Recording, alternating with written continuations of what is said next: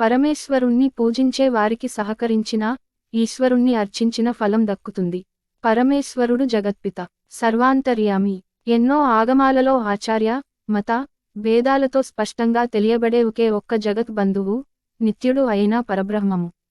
ఎవరిచేత ఈ జగత్తు మొత్తం సృష్టించబడి, ధరించబడుతుందో, ఎవరిచేత ఆశ్రయించబడిందో, ఎవరి అంశతో ఈ ప్రపంచమంతా రూపొందిందో అలాంటి పరమాత్మని పూజించగలగడం ఒక సుకృతం.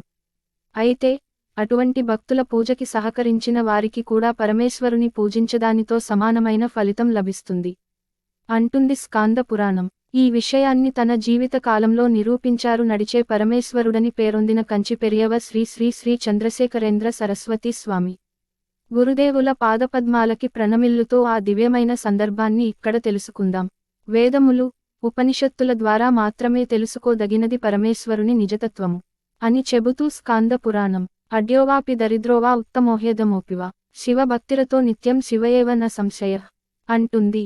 అంటే, ధనవంతుడైనా, దరిద్రుడైనా, ఉత్తముడైనా, అధముడైనా సరే, శివభక్తిని కలిగి శివతత్వాన్ని తెలుసుకున్నట్లయితే శివపూజ చేసి ఆనందించేవాడే అయితే అతడు సాక్షాత్తు శివుడే అవుతాడు. అందులో సంశయమే అవసరం లేదు. అంతేకాదు, ఎవరైతే ఇతరులు చేసే శివ పూజని చూసి ఆనందిస్తారో, ఆ పూజకి సహకరిస్తారో వారికి పూజ చేసిన వారితో సమానంగా పుణ్యఫలంలో భాగం వస్తుంది.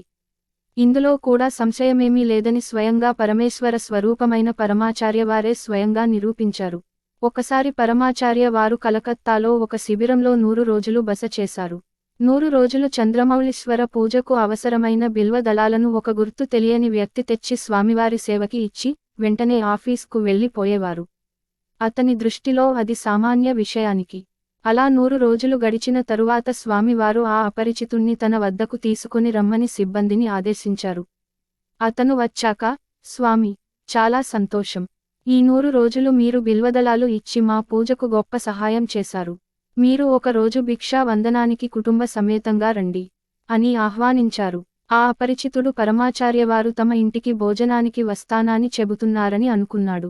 స్వామి, మాది పెద్ద కుటుంబం, నాదా చిన్న ఉద్యోగం, తమకు భిక్ష సమర్పించే స్తోమత నాకు లేదు, మన్నించాలి అన్నాడు.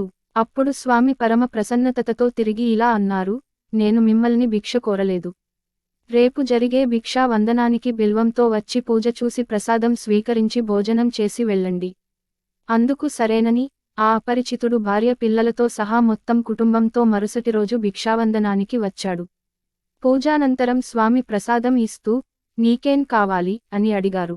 ఎన్ని తపస్సులు చేస్తే పరమేశ్వరుడు స్వయంగా ఆ మాట అడుగుతారు. అతని పుణ్యం అలా వచ్చింది. ఆ అపరిచితుడైన భక్తుని కోరిక చూడండి. స్వామి, నాకు మరు జన్మ ఉండకుండా వరమివ్వండి అన్నాడు. లౌకికమైన విషయాలన్నీ విడిచి ఆ భక్తుని కోరిక జన్మరాహిత్యం. ఆ తరువాత స్వామివారు కదిరా మంగళం అనే ప్రాంతంలో పూజలు చేసి ఒకరోజు స్నానానికి నదికి వెళ్లారు. శిష్యుణ్ణి పిలిచి, 7 దర్భలు తీసుకుని రా అని చెప్పారు. ఆశ్చర్యంతో శిష్యుడు 7 దర్భలు తెచ్చి ఇచ్చాడు. స్వామివారు ప్రతి దర్భ నదిలో వేసి 7 సార్లు మునకలు వేశారు. ఆశ్చర్యంగా ఈ ఉదంతాన్నంతా గమనిస్తున్న ఒక స్త్రీ, స్వామి, ఈ అకాలంలో స్నానం చేయడం ఏమిటి? అలా దర్భలు నదిలో వేయడం ఏమిటి అని ప్రశ్నించింది. చిరునవ్వుతో స్వామి అప్పుడు ఇలా వివరించారు. కలకత్తాలో ఒకరు 100 రోజులు పూజకు బిల్వాలు సమకూర్చాడు. అతడు మరుజన్మ లేకుండా ఉండాలని కోరుకున్నాడు. కానీ అతనికి 7 జన్మల రుణం మిగిలి ఉంది. అతని 7 జన్మల రుణం తీరడం కోసం అలా చేశాను అన్నారు.